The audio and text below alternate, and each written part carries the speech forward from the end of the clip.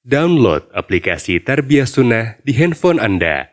Tersedia di Google Play dan App Store. Bismillahirrahmanirrahim. Assalamualaikum warahmatullahi wabarakatuh.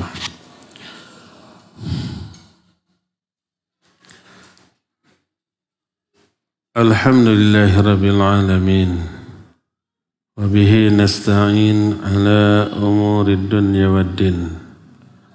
والعاقبة للمتقين ولا عدوان إلا على الظالمين وأشهد أن لا إله إلا الله الملك الحق المبين وأشهد أن محمدا عبده ورسوله صادق الوعد الأمين والصلاة والسلام على أشرف الأنبياء والمرسلين وعلى آله وأصحابه أجمعين ومن تبعهم بإحسان إلى يوم الدين وبعد.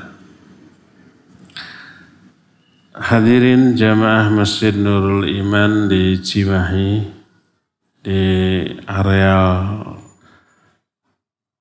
Rumah Sakit Listira Cimahi yang Allah muliakan. Alhamdulillah kita kembali berjumpa.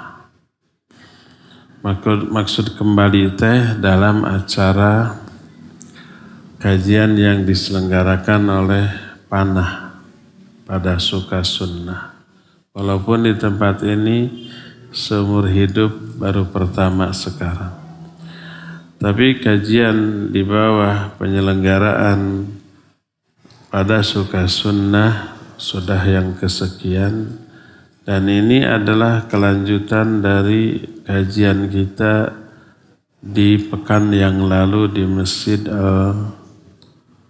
Al-Muhajirin. Al-Muhajirin Kebon Kopi Cimahi Selatan. Kemarin kita menjelaskan tentang pentingnya ukhuwah di dalam dakwah. Terus kita masuk kepada kajian tentang perusak ukhuwah.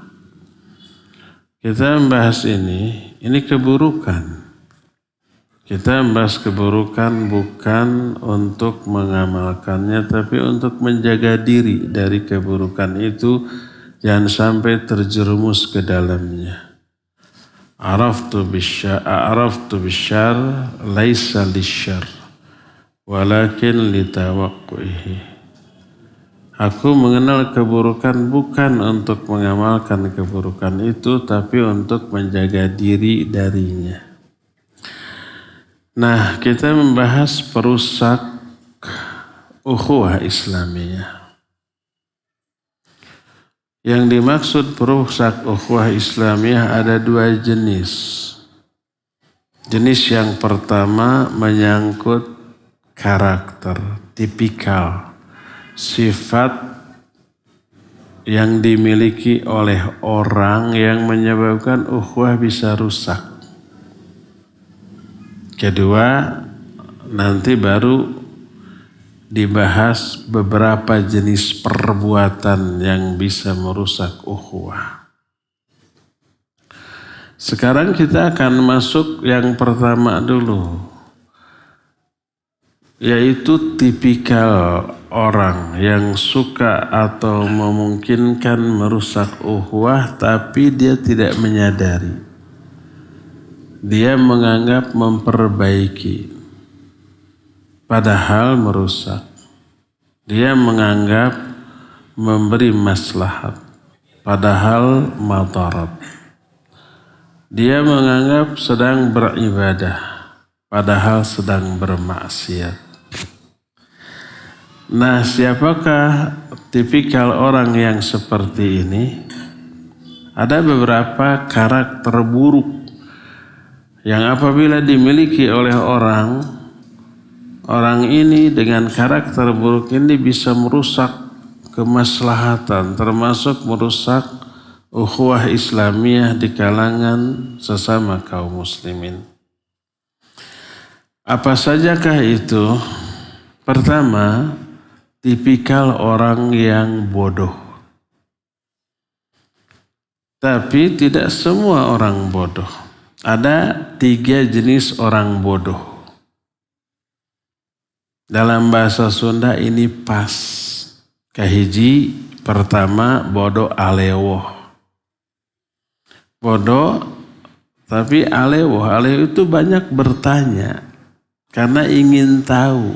Kebodohannya menyebabkan, mendorong dia untuk banyak bertanya karena keingintahuannya. Ini bagus. Semua kita harus menjadi tipikal orang yang bodoh tapi alewoh. Nanti orang ini akan pintar. Kedua, ini yang buruk.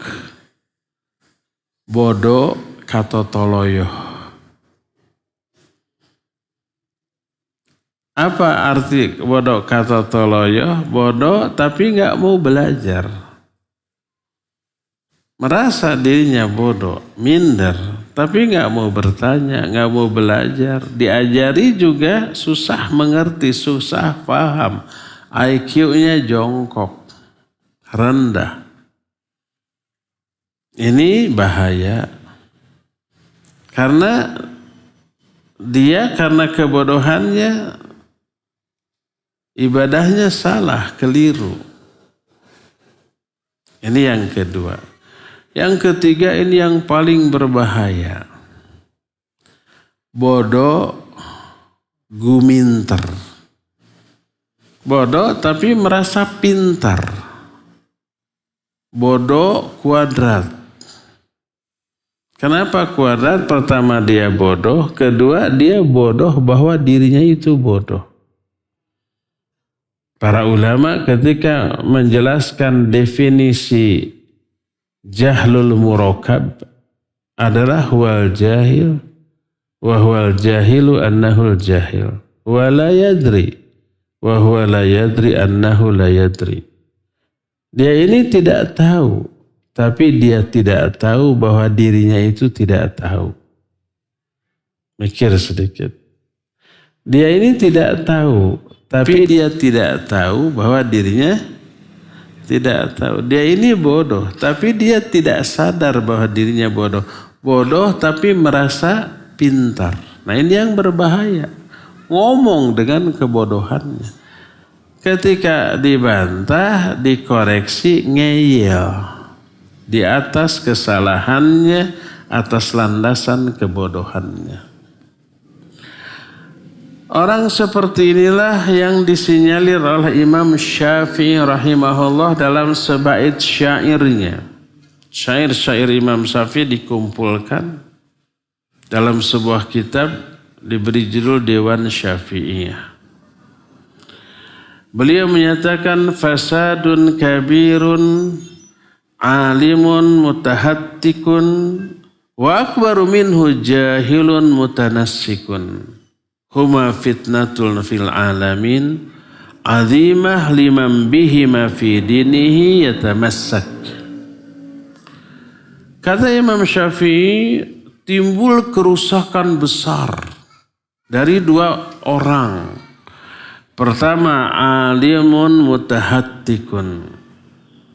Dari seorang alim tapi nggak tahu malu. Orang yang berilmu tapi fasik. Orang yang berilmu ambisius. Orang yang berilmu ingin memperoleh keuntungan pribadi atau duniawi untuk diri dan keluarganya. Akhirnya niatnya keliru, niatnya salah. Ilmu yang dimilikinya dipakai untuk alat untuk meraih keuntungan pribadinya. Ini disebut alim mutahattik. Ini menimbulkan kerusakan besar. Mungkin ingin memperoleh keuntungan dunia berupa ingin dimuliakan, diagungkan, ingin dihormati, ingin dihargai. Yang paling parah dihormati, dihargainya itu dengan dunia. Ingin dipuji, ingin disanjung, ingin dikasih uang, dikasih jabatan, Kalau orang ketemu harus cium tangan, kalau bisa cium kaki, cium tangannya juga harus bolak-balik. Ini rusak, kata Imam Syafi'i. Wa akbaru minhu, tapi ada yang kerusakannya lebih besar daripada ini.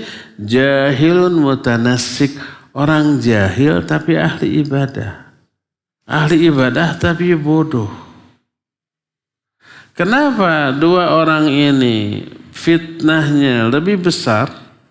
Kata Imam Syafi'i, huma fitnatun fil alamina azimah. Kedua-duanya menimbulkan fitnah yang besar. Bagi apa? Bagi seluruh alam ini. Karena apa? Liman bihima fi dinihi yatamassak. Bagi orang-orang yang menjadikan dua tipikal manusia ini sebagai contoh ikutan panutan dalam beragama. Yang dicontoh oleh orang pertama orang berilmu, tapi dia rusak akhlaknya. Akhirnya dia bisa manipulasi itu dalil. Digiring ayat, hadis, qaul ulama yang menggiring orang untuk mengagungkan dirinya dengan keilmuannya. Bisa dimanipulasi ya, akhirnya terbawa rusak umatnya. Umatnya memiliki sikap ghulu, berlebih-lebihan dalam mengagungkan gurunya. Guru memang harus diagungkan, tapi jangan lebay. Jangan berlebih-lebihan. Nabi SAW ketika beliau datang, para sahabat sedang duduk, terus berdiri menyambut, beliau nggak suka. Beliau menyatakan, jangan kalian mengkultuskan aku seperti orang-orang Nasrani mengkultuskan Ibnu Maryam. Aku hanyalah hamba Allah dan utusannya. Gak suka orang berdiri karena kedatangan beliau. Ini orang umat Nabi SAW. Umatnya kalau datang harus berdiri, cium tangan bolak-balik. Kalau ada yang cium kaki, dilus-lus. Orang ini dijadikan panutan, rusak umat. Yang kedua, orang ahli ibadah tapi bodoh. Tapi walaupun bodoh karena dia ahli ibadah, zuhud, biasa suka dijadikan panutan juga dalam beragama. Maka dua-duanya rusak.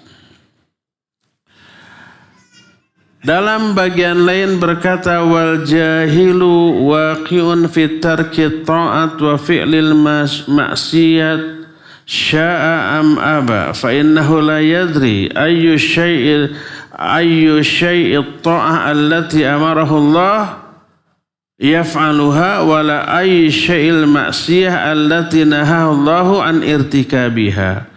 Wala yakhruju min dhulumatil jahal ila nuril ilm.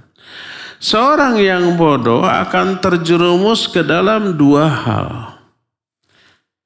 Karena kebodohannya. Pertama, dia meninggalkan ketaatan. Yang kedua, dia terjerumus ke dalam kemaksiatan. Suka atau tidak suka. Kenapa dia meninggalkan ketaatan? Karena dia tidak tahu ketaatan macam apa yang Allah perintahkan kepada dia. Gak tahu apa yang Allah perintahkan. Akhirnya dia abaikan. Terus kenapa dia terjerumus ke dalam kemaksiatan? Karena dia tidak tahu kemaksiatan macam apa yang Allah larang dari dirinya. Akhirnya dia berbuat yang menurut dia baik padahal buruk. Dia meninggalkan yang menurut dia buruk, padahal itu harus dilakukan. Berbuat atau tidak berbuatnya bukan berdasarkan ilmu, tapi berdasarkan akal, pikiran, dan perasaan. Dan itu bukan timbangan kebaikan atau kebenaran. Maka dia tidak bisa keluar dari gelapnya kebodohan menuju cahaya yang terang benderang. Berkata para ulama, di antaranya Syekh Al-Imam Abdul Qadir Jailani rahimahullah, seorang ulama ahlus sunnah. Tapi diklaim sebagai ulama sufi.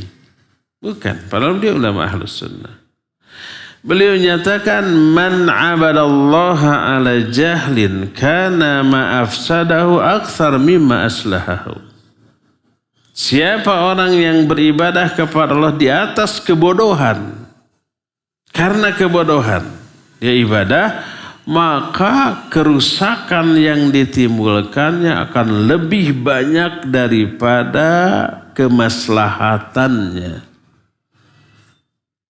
Nah, ketika orang seperti ini ikut nimbrung dalam sebuah aktivitas ibadah, bodoh guminter ya, ikut dakwah tapi bodoh, tapi merasa diri pintar, ikut mengelola sebuah kegiatan sosial atau kegiatan pendidikan, karena dia bodoh tapi guminter, akhirnya dia banyak berperan.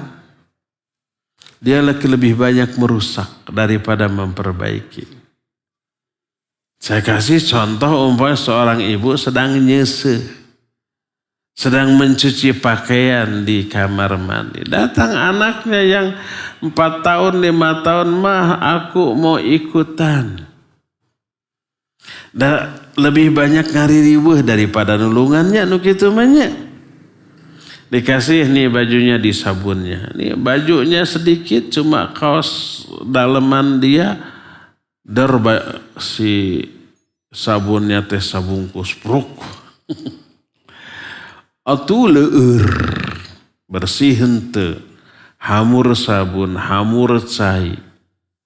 Membuat lantai WC-nya menjadi leueur. Apa anak ini bodoh, tapi ikut nimbrung.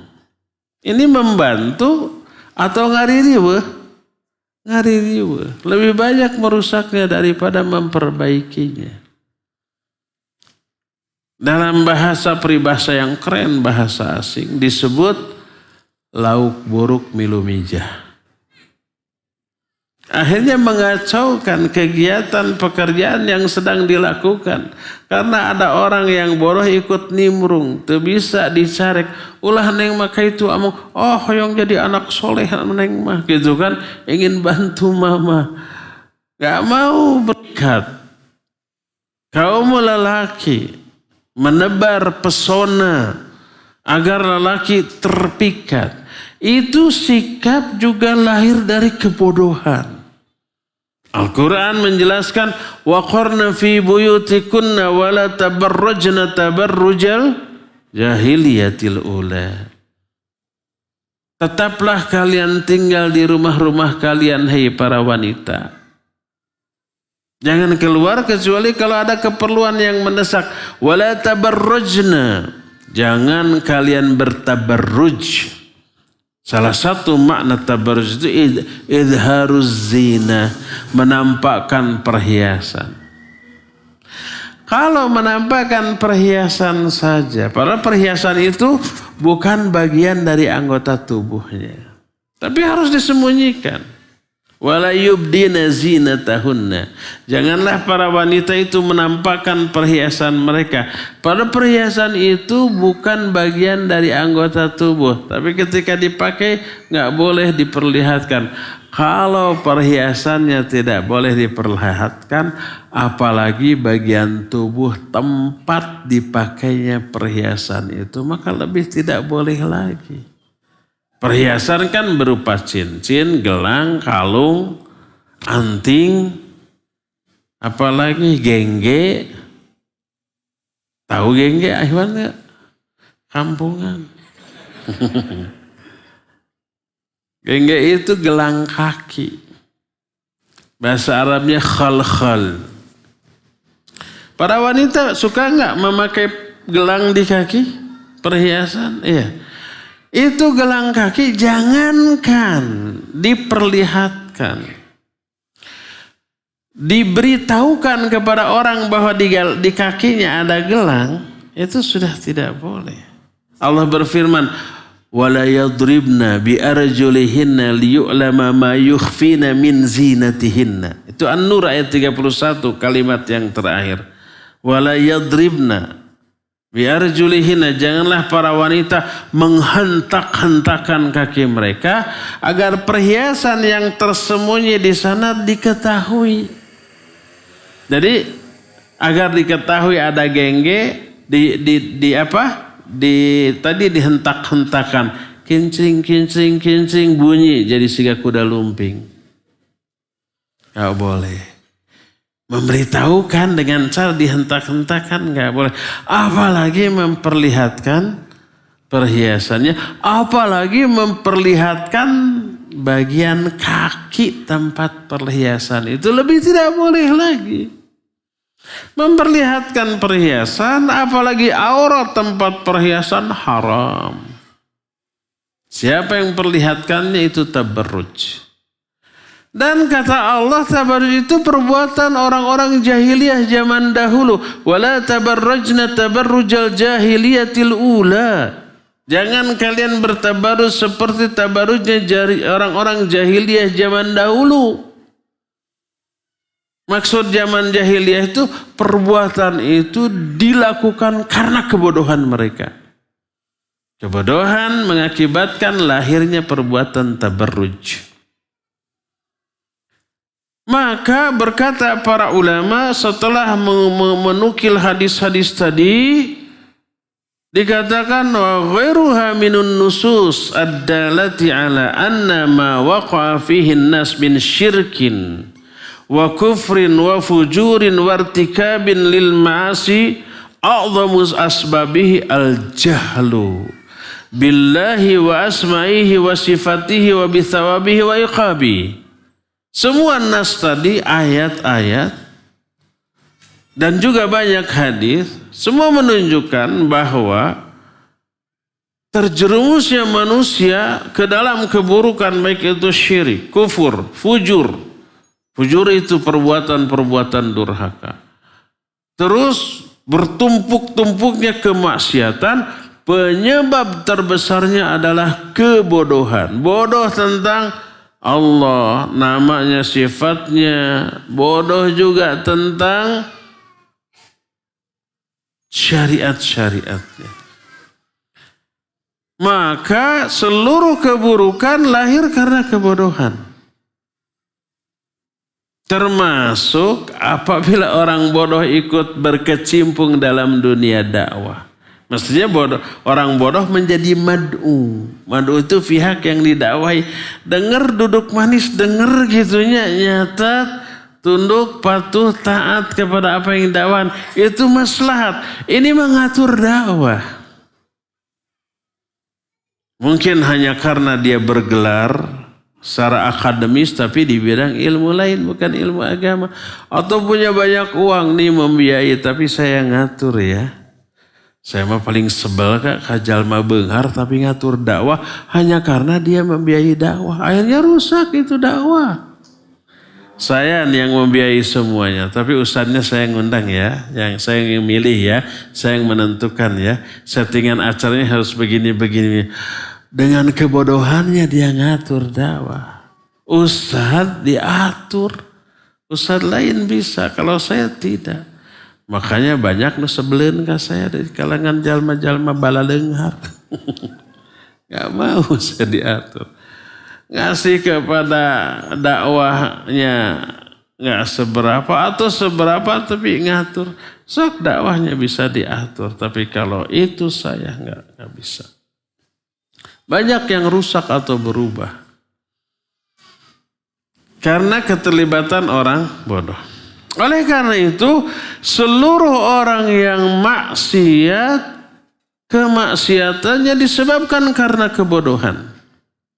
Dan ini dijelaskan secara gamblang oleh Allah Azza wa Jalla dalam Al-Quran dalam banyak ayat. Di antaranya Allah berfirman dalam surah An-Nisa ayat yang ke-17.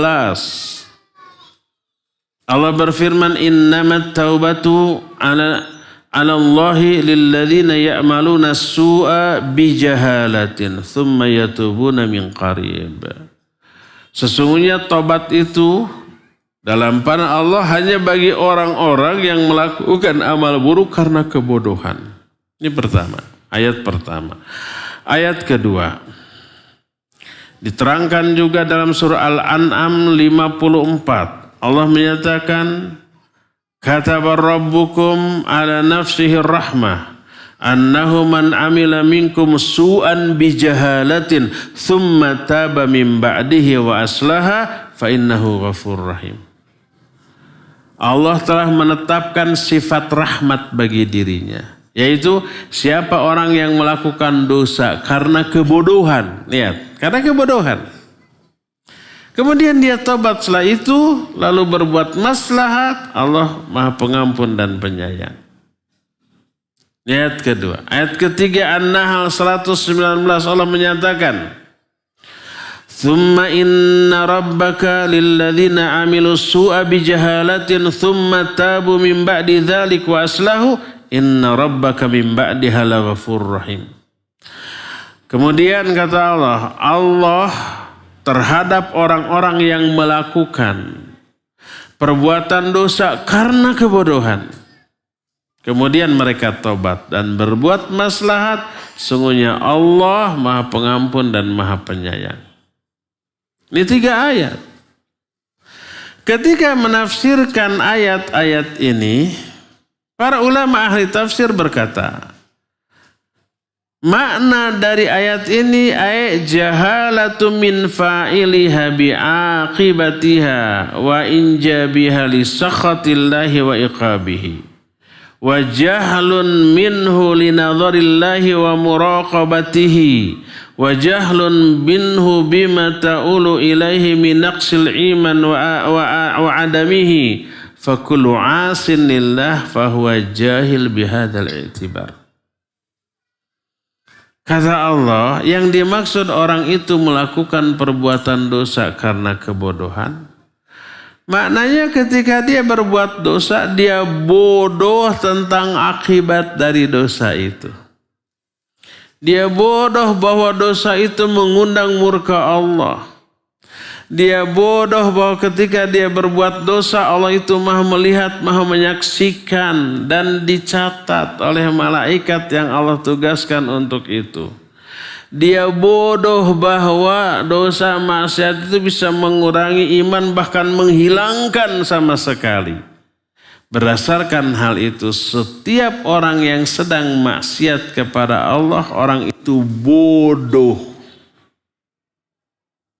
Maka kita lihat perkataan para ulama. Seperti perkataan Imam Abul Aliyah rahimahullah. Annahu kana yuhaddithu anna ashab Rasulullah sallallahu alaihi wasallam kanu yaqulun. Kata Abul Aliyah, dia bicara bahwa semua sahabat Rasul sallallahu alaihi wasallam dulu pernah berkata, kullu dzambin asabahu 'abdun fahuwa bijahalatin. Semua dosa yang dilakukan oleh seorang hamba maka itu disebabkan karena kebodohan si hamba itu. Itu perkataan Abul Aliyah mengutip pendapat para sahabat. Berkata Qatadah. Qatadah juga seorang ulama tabi'in. Kata Qatadah, ijtama ashabu Rasulillah sallallahu alaihi wasallam fara'u anna kulla syai'in usyallahu bi fahuwa jahalatun amdan kana aw ghairah. Berkumpul para sahabat Nabi, diskusi. Kalau para sahabat Nabi berkumpul, isinya ilmu tuh. Mereka menghindarkan 2 hal dalam majelisnya. Anti mereka berbicara 2 hal ini dalam majelisnya. Padahal 2 hal ini adalah materi pokok bagi kita kalau berkumpul. Tapi para sahabat, para ulama menghindarkan 2 hal dalam pembicaraannya. Apa? Makanan dan wanita. Padahal itu materi pokok kita kalau ngumpulnya. Betul apa benar? Ngaku. Jadi ikhwan kalau ngumpul akhwat nih rahasia sebenarnya, tapi khusus akhwat saya beritahukan. Kalau ikhwan ngumpul 100 kata pertama itu selamat. Berbicara ilmu, kegiatan dakwah. Masuk kata 101, nah mulai kalau nggak makanan, akhwat yang dibicarakan. Betul apa benar? Ngaku. Kalau akhwat nggak begitu. Akhwat mah sudah kata pertama langsung ngomongin ikhwan.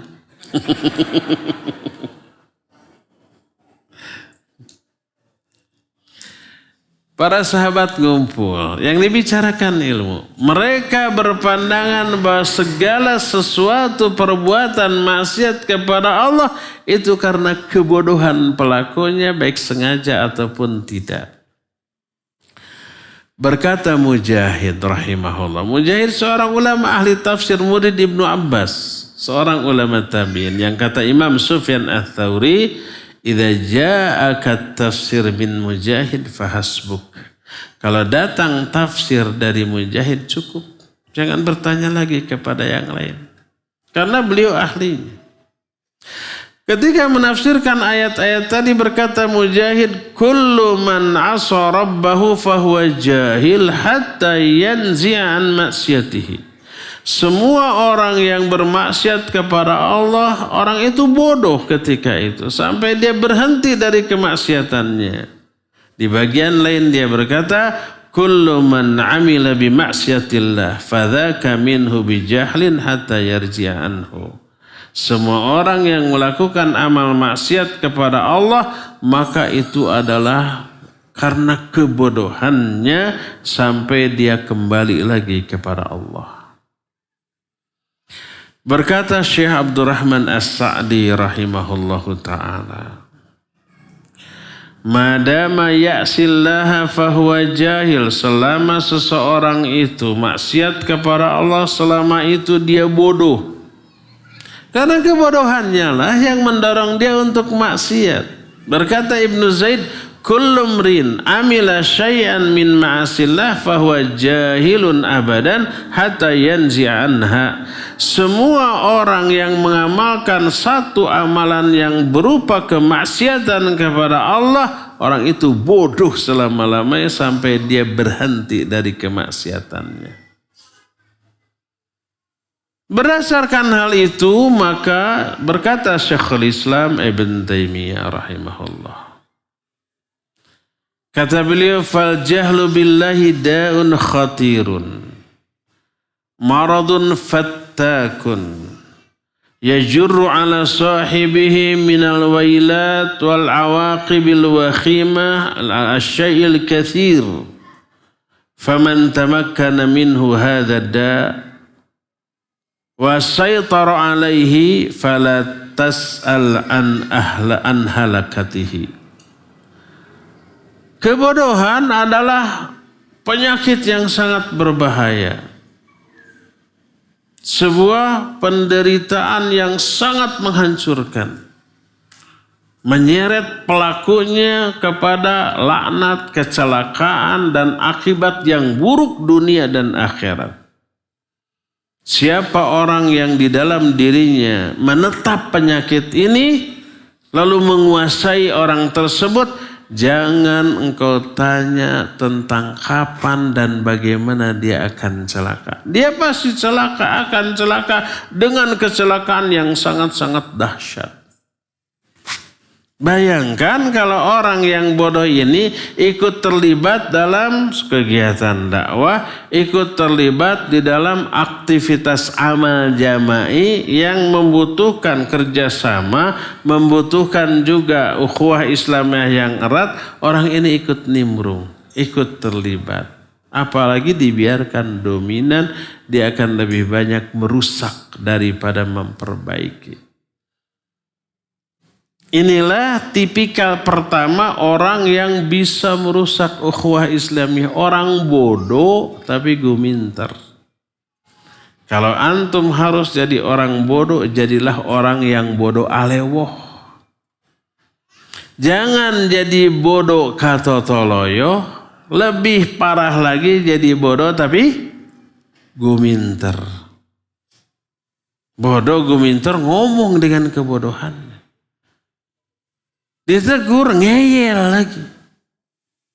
Yang paling parah kebodohannya didukung oleh harta, oleh pangkat, oleh jabatan.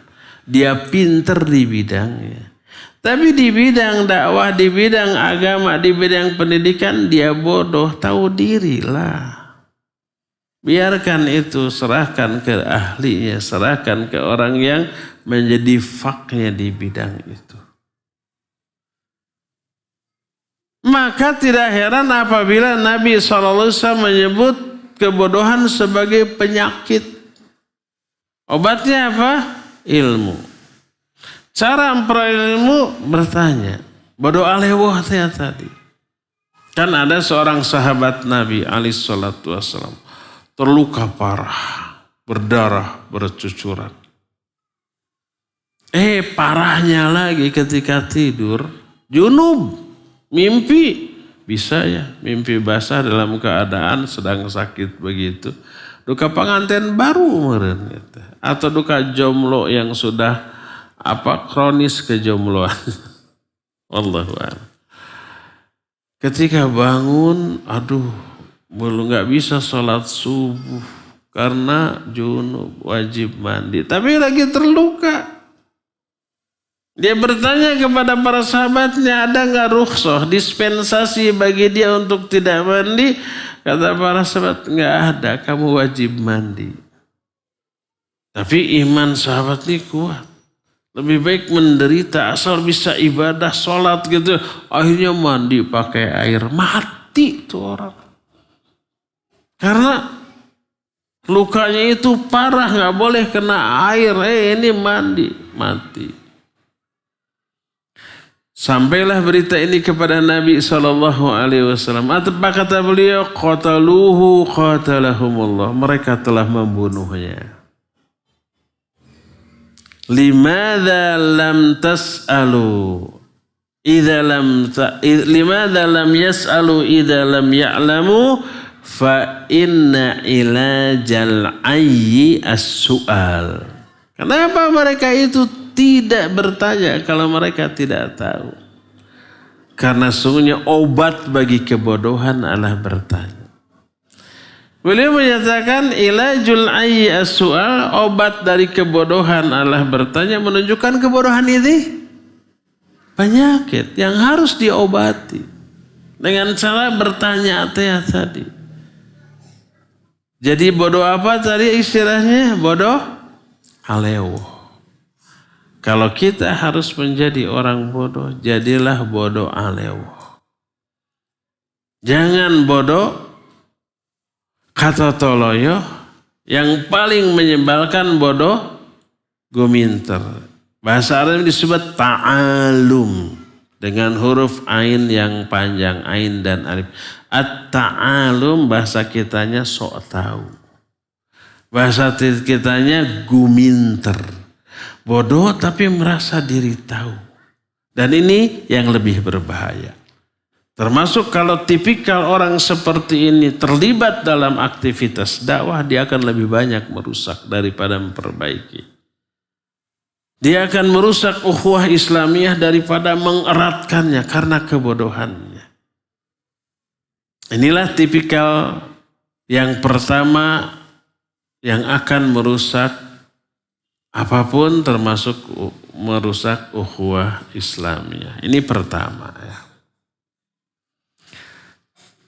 Kedua, ini nih, tadi sudah diisyaratkan dalam syair Imam Syafi'i rahimahullah. Fasadun kabirun. Ada kerusakan yang besar yang ditimbulkan oleh dua orang.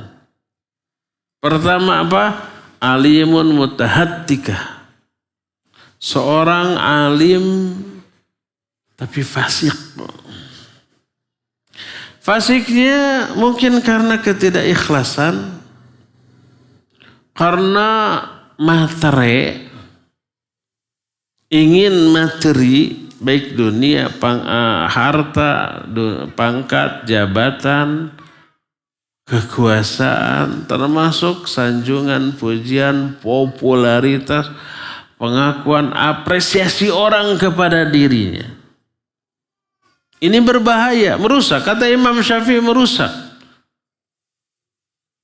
Sampai dikatakan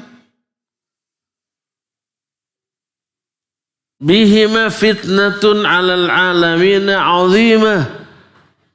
Kedua tipikal orang-orang yang alim tapi fasik atau orang bodoh ahli ibadah, kedua-duanya menimbulkan fitnah yang besar. Karena apa? Bagi siapa? Liman bihima dinahu yatamassak. Bagi orang yang menjadikan kedua tokoh ini panutan dalam agama. Orang berilmu memang layak diikuti, tapi yang jadi masalah dia fasik kok. Kefasikannya menyebabkan ilmunya dimanipulasi untuk kepentingan dirinya. Ibadah seseorang itu memang layak untuk diikuti, tapi yang jadi masalah yang ibadah ini orang bodoh, belum tentu benar ibadahnya, ya enggak. Tapi dua-duanya ini pinter, kepintarannya menyebabkan ditokohkan dan diikuti. Ini ahli ibadah, ibadah yang dilakukannya menyebabkan orang mengikuti dia. Dua-duanya punya masalah. Yang pinter fasik, yang ahli ibadah bodoh. Nah, yang ahli ibadah bodoh tadi sudah diterangkan. Nah, perusak ukhuwah Islamiyah, bahkan perusak segalanya. Yang kedua, termasuk dakwah, termasuk pendidikan, termasuk ukhuwah Islamiyah bisa rusak karena faktor kedua ini. Apakah faktor kedua? Perhatikan, ini bahayanya ya, ini bahayanya. Dan ini disinyalir oleh Rasul SAW dalam hadis sahih riwayat Imam Bukhari dan Muslim. Siapa yang kedua? Yang kedua, pertemuan yang akan datang kita bahas. Sekarang sudah cukup waktu untuk menjelaskannya, tinggal tersisa waktu untuk bertanya jawab. Siapa yang penasaran dengan Pak yang kedua ini wajib hadir di pertemuan yang berikutnya ya. Jadi perusak ukhuwah Islamiyah jilid kedua nanti ya. Ini baru jilid pertama tamat, selesai. Sampai sini dulu, kita buka sesi tanya jawab. Wa sallallahu ala nabiyina Muhammadin wa ala alihi wa ashabihi wassalam. Silakan kalau ada yang mau bertanya. Assalamualaikum warahmatullahi wabarakatuh. Waalaikumsalam warahmatullahi. Semoga Ustadz dan kita semua dapat perlindungan Allah Subhanahu wa taala. Terima kasih Ustadz, tadi yang menarik dibahas masalah gulu Ustadz. Ini masih terjadi di saudara-saudara kita tentang bagaimana penghormatan kepada guru dan seterusnya. Mereka bahkan ada yang bekas air gurunya diperebutkan Ustaz. Nah, mereka berdalil, nggak tahu apakah hadisnya sahih atau tidak, bahwa tidak ada satu ludah pun yang keluar dari mulut Rasul mengapa sahabat memperebutkannya. Itu katanya Ustaz. Pertanyaan saya, apakah gulu itu bisa kepada kesirikan nantinya? Dan bagaimana tadi kedudukan hadis tadi dihubungkan dengan alasan mereka? Terima kasih. Assalamualaikum warahmatullahi wabarakatuh. Waalaikumsalam warahmatullahi wabarakatuh. Ya barakallahu fiik. Benarkah apabila Nabi SAW berwudu, air wudunya diperebutkan? Apa hadisnya sahih?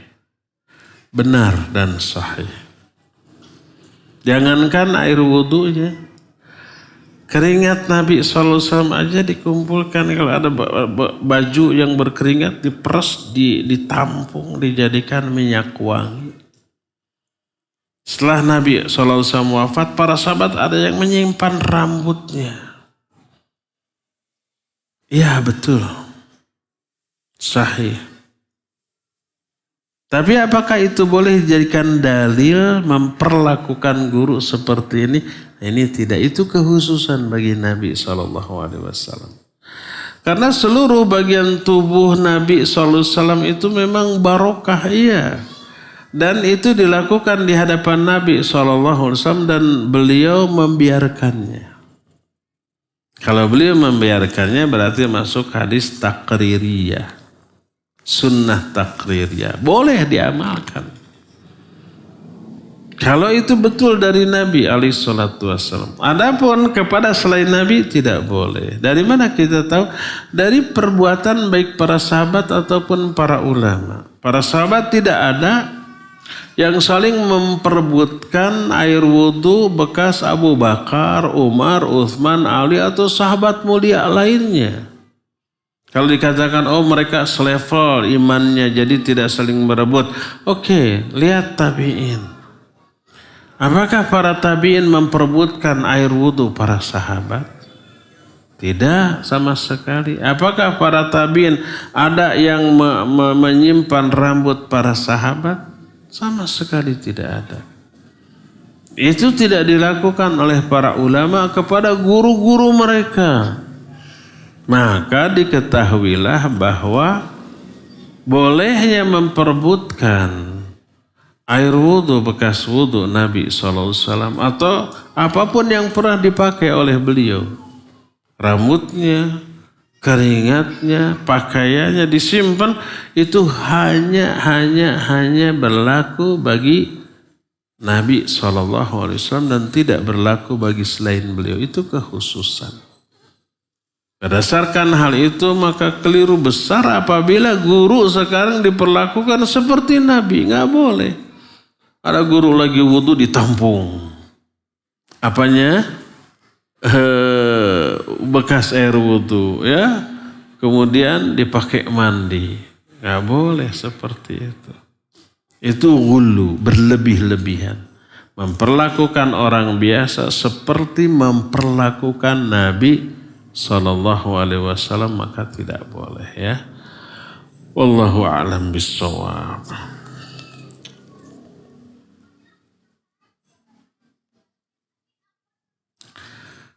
Assalamualaikum. Waalaikumsalam.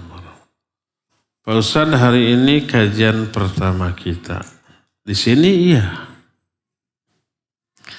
Tapi di tempat lain sudah ribuan kali. Bagaimana biar bisa istiqomah dan ketika akan berbuat sesuatu yang mengarah ke kemaksiatan ada pengingat dalam diri agar tidak melakukan itu. Ane dan angke Cimahi. Ini adik kakak atau ayah dengan anak, ibu dengan anak atau bibi dan keponakan? Atau guru dengan murid? Atau kembar? Ane angke. Kiat meraih istiqamah. Pertama, tetaplah ngaji seperti ini. Ilmu ini bukan hanya membuat orang istiqamah, tapi bisa meningkat keimanannya, akidahnya, tauhidnya, amalnya, akhlaknya, semuanya meningkat dengan ilmu. Ini pertama. Minimal istiqamah di atas yang ada sekarang berupa kebenaran. Tetaplah ngaji. Yang kedua, terutama perdalam tauhid melalui pembahasan tentang asma dan sifat Allah.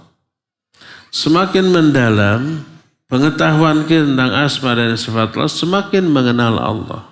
Kalau semakin mengenal Allah, nanti semakin cinta kepada Allah, makin takut kepada Allah, makin berharap kepada Allah, makin ikhlas, makin tawakal, dan makin lainnya. Minimalnya bisa istiqamah di atas kebenaran. Ini yang kedua. Yang ketiga, pelajari, fahami bahaya dari ketidakistiqamahan. Ketidakistiqamah itu sekali-kali nyeleweng, menyimpang gitu ya. Melakukan dosa dan maksiat itu berbahaya. Apa bahaya?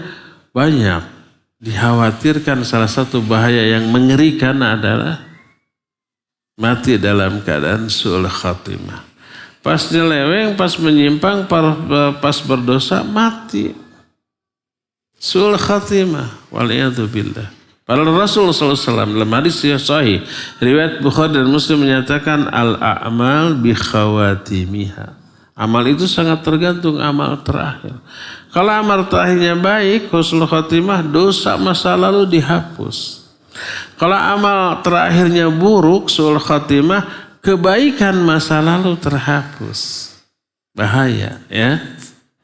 Jadi pelajari bahaya dari ketidakistiqamahan.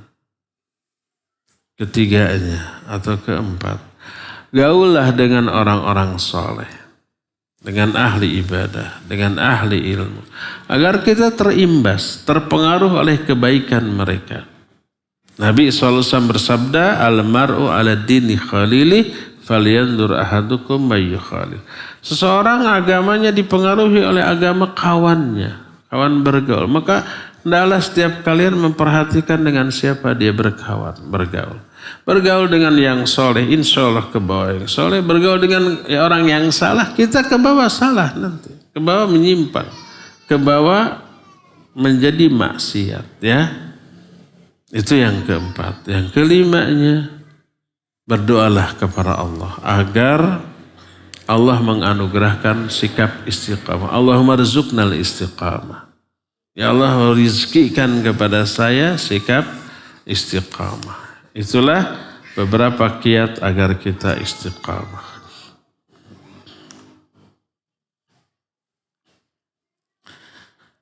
Bismillah, assalamualaikum. Waalaikumsalam. Afan Ustaz, bagaimana hukumnya jika dalam satu keluarga ada yang berbeda keyakinan dan saat meninggal dimakamkan secara Islam oleh keluarganya? Apa maksud berbeda keyakinan, berbeda agama? Kalau satu keluarga berbeda agama ya harus dirinci. Apakah yang berbeda itu suami istri? Kalau yang berbeda agama suami istri dirinci pula. Mana yang muslim, mana yang kafir. Kalau yang muslim istrinya, suaminya non muslim, maka tidak sah pernikahan itu. Selamanya berzinah dua suami istri. Kalau umpamanya sebelumnya dua-duanya Islam. Suaminya Islam, istrinya Islam, di tengah jalan suaminya murtad. Apa harus cerai? Bukan cerai, fasakh. Fasakh itu rusak. Otomatis putus, bukan lagi suami istri.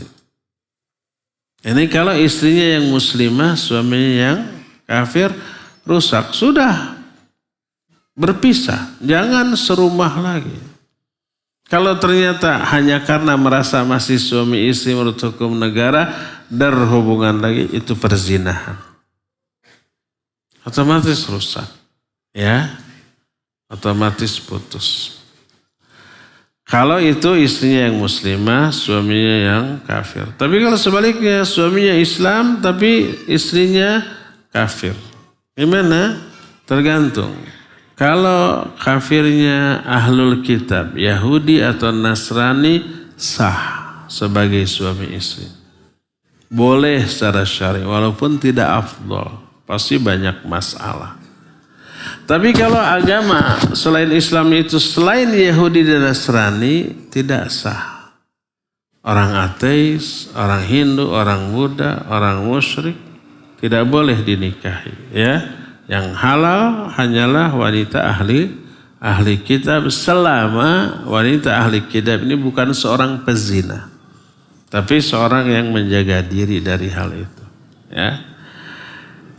Nah, lalu saat meninggal dimakamkan secara Islam oleh keluarganya. Kalau yang meninggalnya itu orang kafir, maka nggak perlu disolatkan, nggak boleh, bukan nggak boleh disolatkan, nggak boleh didoakan, nggak boleh dikuburkan di pekuburan kaum muslimin. Kuburkan di pekuburan orang-orang kafir. Perlu disolatkan? Nggak boleh, bukan nggak perlu, nggak boleh. Karena dalam sholat ada doa untuk si mayit. Dan doa tidak boleh kepada orang yang mati dalam kekafiran.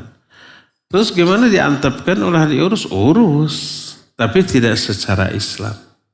Kalau secara Islam kan harus disolatkan, dikuburkan di pekuburan kaum muslimin dan didoakan. Itu tiga-tiganya tidak boleh. Ya. Adapun dimandikan dan dikafani, ya harus. Tapi nggak boleh disolatkan, nggak boleh dikuburkan di kuburan kaum muslimin, dan tidak boleh didoakan.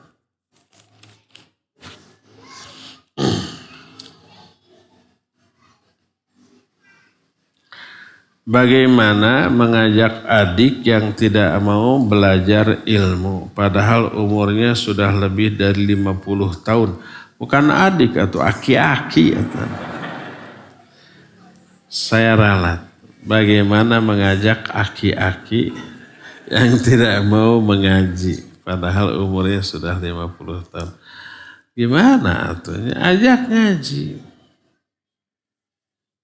Kalau umpamanya belum, di rumah aja setel radio, setel TV, YouTube yang isinya pengajian, biar mereka juga denger. Gimana aja caranya ya. Kalau bisa ajak ke pengajian, siapa tahu hidayah datang.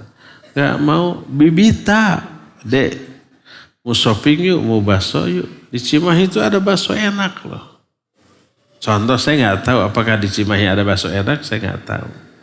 Mungkin ada, tapi nggak tahu. Dan saya tidak mau tahu. Nggak tertarik kepada bakso. Seenak apapun. Dek, mau si montong nggak?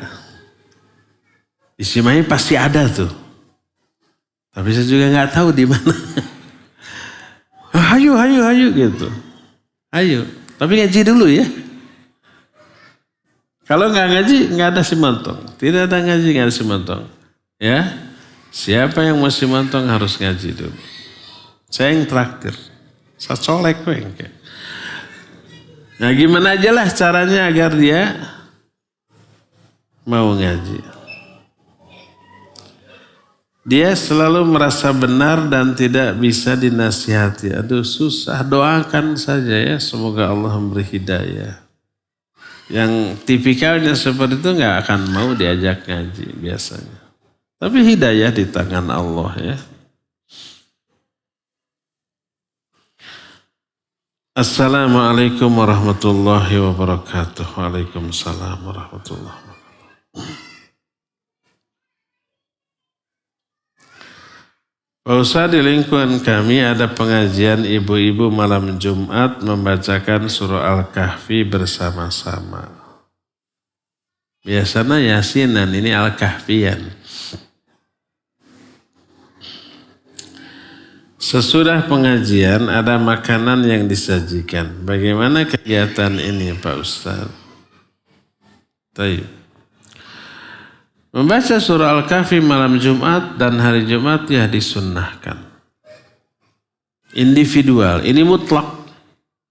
Di mana saja, kapan saja, asal malam Jumat, hari Jumat boleh. Boleh dalam sholat, boleh di luar sholat. Kalau orang sudah hafal surah Al-Kahfi, malam Jumat jam 2 malam bangun tahajud baca surah Al-Kahfi, tamat boleh. Di dalam sholat boleh, di luar sholat juga boleh. Ya, itu sunnahnya. Nah sekarang sesuatu yang hukum asalnya mutlak nggak boleh dimuqayyadkan. Dimuqayyadkan itu dibatasi tata cara dan waktunya pada waktu tertentu secara rutin dengan cara tertentu yang rutin. Seperti setiap malam Jumat selalu ada Al-Kahfiyan. Lau kana khairan lasabaquna ilaih. Seandainya membaca surah Al-Kahfi malam Jumat, hari Jumat itu baik dilakukan bersama-sama. Niscaya yang paling dahulu melakukannya siapa? Nabi dan para sahabat. Tapi ternyata Nabi dan para sahabat tidak melakukannya. Apa yang tidak dilakukan oleh beliau dan para sahabat jangan dianggap baik. Sebab kata beliau, ma min khairin illa qad bayantu lakum. Tidak ada satupun kebaikan kecuali semua sudah aku jelaskan, sudah aku contohkan kepada kalian. Yang tidak dicontohkan berarti jangan dianggap baik. Membaca surah Kahfi setiap malam Jumat dan hari Jumatnya, iya. Dan itu fatwa para ulama. Syekh Al-Albani menyatakan hadis ini sahih. Ini ahli hadis abad gini. Syekh bin Baz menyatakan hadis ini hasan. Ada yang dhaifnya tapi tidak dhaif jiddan, tapi banyak periwayatan. Syekh bin Baz menyatakan hadis itu hasan. Imam Syafi'i rahimahullah mensunnahkan membaca surah Al-Kahfi malam Jumat dan hari Jumat. Itu fatwa para ulama. Walaupun ada yang memfatwakan hadisnya dhaif dan tidak disunnahkan, lebih baik berpegang kepada fatwa para ulama mujtahidin. Nyata itu mah keulamaannya diakui. Walaupun ada fatwa dari beberapa kumpulan ustad bukan mufti, ustad bukan mujtahid, ustad bukan ahli hadis. Mereka orang-orang berilmu. Di atas rata-rata orang. Tapi tetap ilmunya belum sampai pada level mujtahid. Ada dua ijtihad kata para ulama ini sunnah, hadisnya hasan, hadisnya sahih. Ada pendapat yang kedua, ijtihad yang kedua tidak sunnah, hadisnya dhaif. Mana yang kita ambil? Para mujtahid lah ya, para mujtahid. Adapun menyajikan makanan setelah pengajian baca Quran bareng, pengajian begini boleh, nggak apa-apa. Jadi kalau sekarang setelah ngaji, makan dulu. Silakan, nggak apa-apa makan. Contoh ini bukan usul, bukan. Bukan usul. Sebab di beberapa pengajian ada setelah ngaji itu makan di An-Nafi Dago makan. Kalau saya nggak suka ada acara makan setelah pengajian. Nanti orang niatnya ke sana itu cuma nebeng makan. Maka setiap pengajian yang ada konsumsi, ada makan, biasanya lebih penuh dibanding yang garingnya. Tidak terlarang, boleh-boleh saja ya. Gak apa-apa, makanya saya membiarkan kalau ada konsumsi, ada makan, saya biarkan. Saya ikut makan. Sambil nyengir. Kenapa nyengir? Kadang menunya tidak sesuai harapan. Saya inginnya lotek, gado-gado. Ini mah gulai, sate, kira. Aduh, bikin enak.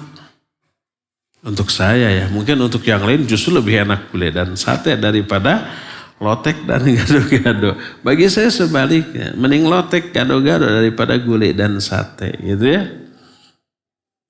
Gulainya saya tidak sentuh ya, tapi saya bawa ke rumah. Dibagi-bagi ke ikhwan-ikhwan.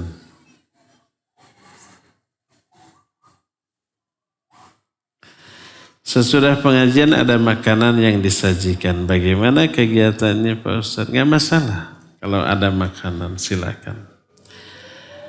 Tapi tidak ada ustadzahnya di sana. Oh ini ibu-ibu. Hanya ngaji baca Al-Kahfi bareng-bareng gitu atau masing-masing sendiri-sendiri. Nggak masalah ya, nggak ada ustadzahnya karena bukan pengajian dalam bentuk ceramah gitu, hanya baca Quran saja. Setelah itu ada konsumsi, nggak masalah. Saya hanya sebagai pembuka dan penutup saja karena sebagai pengurus yang belum berilmu. Ya, ada konsumsi nggak masalah ya. Ada yang mau ngacung lagi silakan.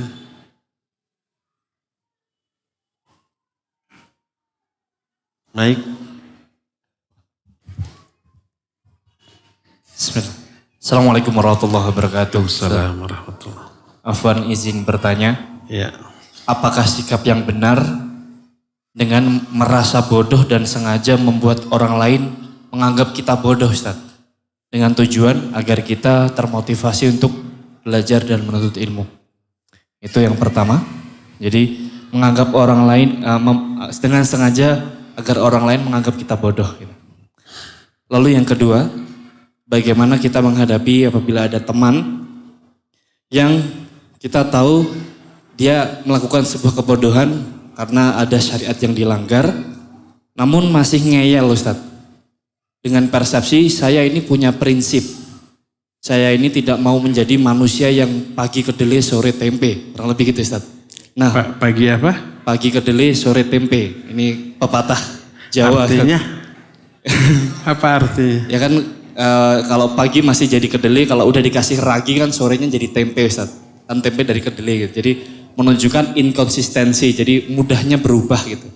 Terlepas dari prinsip. Nah, bagaimana menghadapi teman yang seperti itu? Syukur Ustaz. Assalamualaikum warahmatullahi wabarakatuh. Waalaikumsalam warahmatullahi wabarakatuh. Ya, ada 2 pertanyaan. Pertanyaan pertama, kita berilmu. Tapi kita tidak memperlihatkan diri sebagai orang berilmu agar orang lain menganggap kita bodoh. Itu. Dalam rangka apa itu? Agar tidak takabur gitu. Baik. Kalau yang dimaksud dengan tidak menampakkan keilmuan, kualitas ilmu agar menganggap orang lain bodoh itu maknanya adalah tawadhu.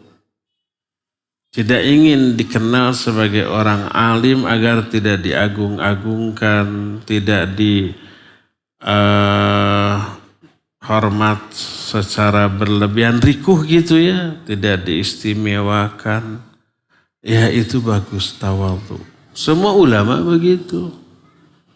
Imam Ahmad itu kalau keluar rumah menutup wajahnya. Dengan imamah, dengan sorban, agar orang tidak tahu.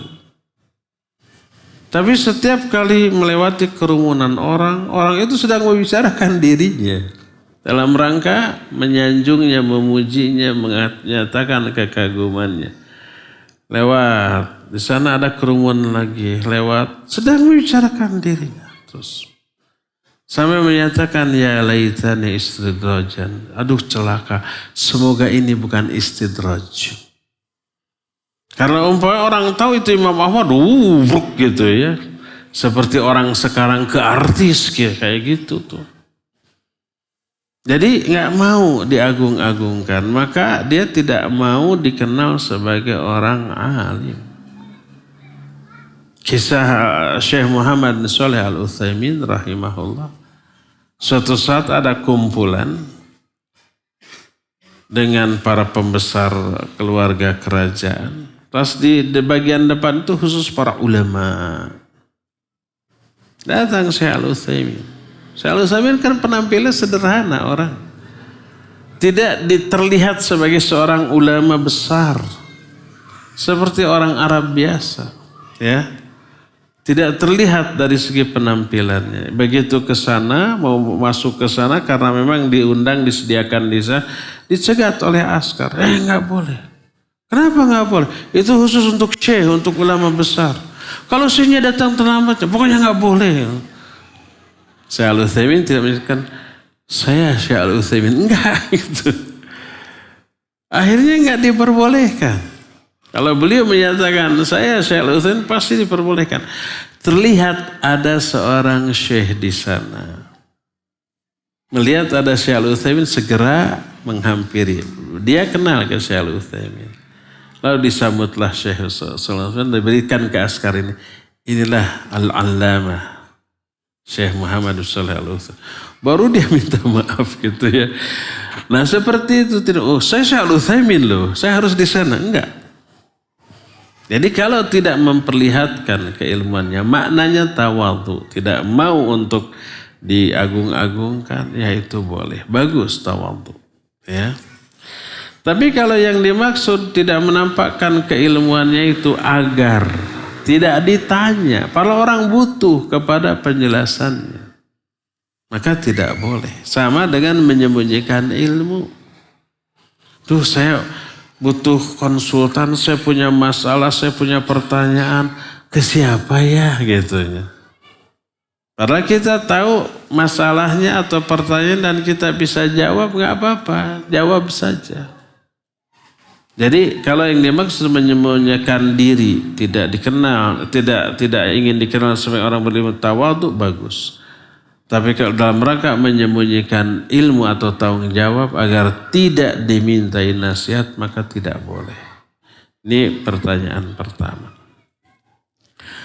Pertanyaan kedua, ada orang melakukan dosa atau maksiat tapi ngeyel merasa benar gitu ya. Kalau yang dimaksud maksiat itu adalah kemaksiatan yang betul diketahui oleh semua orang bahwa ini maksiat. Seperti umpamanya riba, seperti umpamanya mabuk, judi, zina, dan yang sejenis jelas itu maksiat. Terus dia ngeyel, merasa benar, berargumentasi. Orang ini masuk jebakan setan laknatullahi alaih. Ketika Imam Ibnu Katsir menafsirkan Al-Quran surah Ali Imran tentang orang bertakwa. Orang bertakwa itu cirinya walladzina idza fa'alu fahishatan aw dzalamu anfusahum dzakarullaha fastaghfaru lidzunubihim. Orang bertakwa orang yang apabila berbuat keji atau zalim kepada diri sendiri, mereka cepat ingat kepada Allah dan minta ampun atas dosanya. Orang bertakwa bukan orang yang maksum. Dia terjerumus dalam dosa besar, baik perbuatan keji ataupun zalim kepada diri sendiri, tapi cepat ingat kepada Allah dan tobat. Itu orang bertakwa. Orang fasik, orang yang berdosa, tapi ngeyel di atas dosanya. Berkata Rasul SAW yang dikutip oleh Imam Ibnu Katsir dalam kitab tafsirnya ketika menafsirkan ayat ini. Qala iblis, berkata iblis, ahlaktun nas bidzunub wa ahlakuni bila ilaha illallah wal istighfar. Aku akan binasakan manusia dengan dosa agar manusia itu tergoda melakukan banyak dosa. Dengan itu mereka binasa. Wa ahlakuni bila ilaha illallah wal istighfar. Tapi mereka menghancurkan upayaku dengan la ilaha illallah dan istighfar. Setelah digoda lalu tergoda berdosa, istighfar. Terhapus dosanya ya. Capek gawe, teka pakai. Sudah capek menggoda, sudah tergoda, tobat. Kan rugi iblis ya. Falamma ra'aitu dzalik, ketika aku melihat hal demikian, ahlaktuhum bil ahwa. Aku binasakan mereka dengan hawa nafsu. Aku bisikan kepada hati mereka setelah berdosa bahwa itu merupakan sebuah kebenaran. Fayahsabuna annahum minal muhtadin, maka orang itu menyangka mereka benar di atas kesalahannya, di atas petunjuk. Mereka berada di atas petunjuk dengan kesalahan itu. Jadi dibisikkan argumentasi yang membenarkan kesalahannya. Maka tak heran banyak orang kayak gitu. Salah, ngeyel di atas kesalahan. Diingatkan, membantah.